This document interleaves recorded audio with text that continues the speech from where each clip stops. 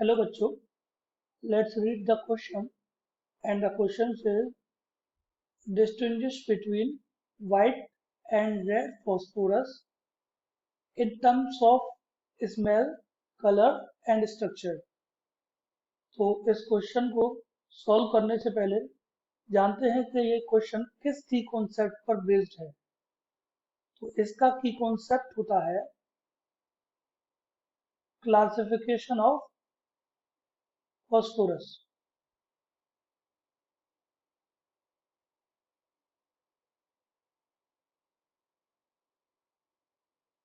तो चलिए शुरू करते हैं। यहाँ पर हमको दो फॉस्फोरस के बीच में डिफरेंस पूछा गया है, एक वाइट और दूसरा रेड। तो चलिए, एक हो गया आपका वाइट फॉस्फोरस और दूसरा हुआ आपका रेड फॉस्फोरस।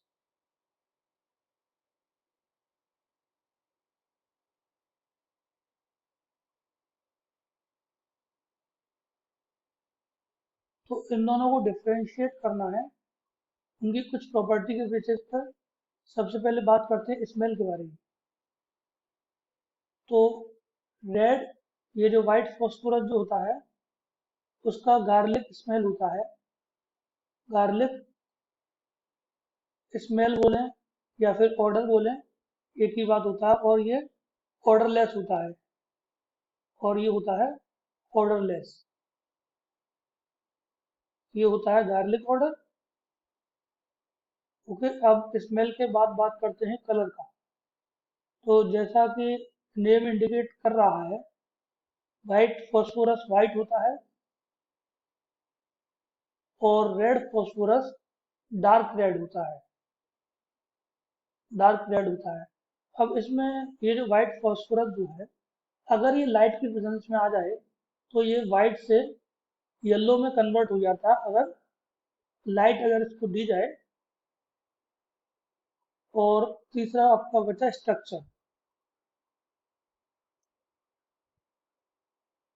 स्ट्रक्चर का अगर बात करें तो वाइट फॉस्फोरस जो होता है वो P4 यूनिट से मिलकर बना होता है और इसमें कैटिनेशन नहीं होता है, नो कैटिनेशन। जबकि आपका जो रेड फॉस्फोरस होता है, रेड फॉस्फोरस भी P4 यूनिट से मिलकर बना होता है, बट इसमें कैटिनेशन होता है। ये नेटवर्क लाइक स्ट्रक्चर होता है।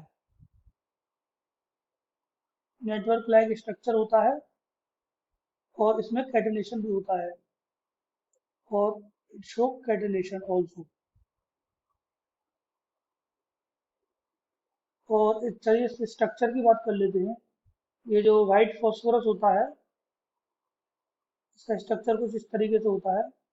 P4 यूनिट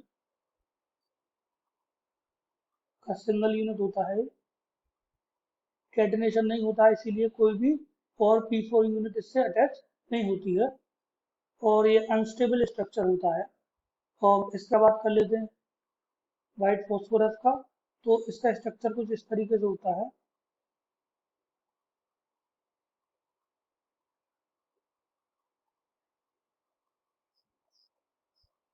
तो ये स्ट्रक्चर होता है व्हाइट फॉस्फोरस का।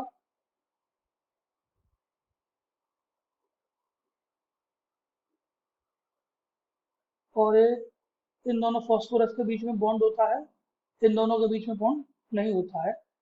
ये नेटवर्क लाइक स्ट्रक्चर होता है। इसके आगे भी बहुत सारी यूनिट होती हैं और पीछे भी बहुत सारी यूनिट होती हैं। I hope you understood it well.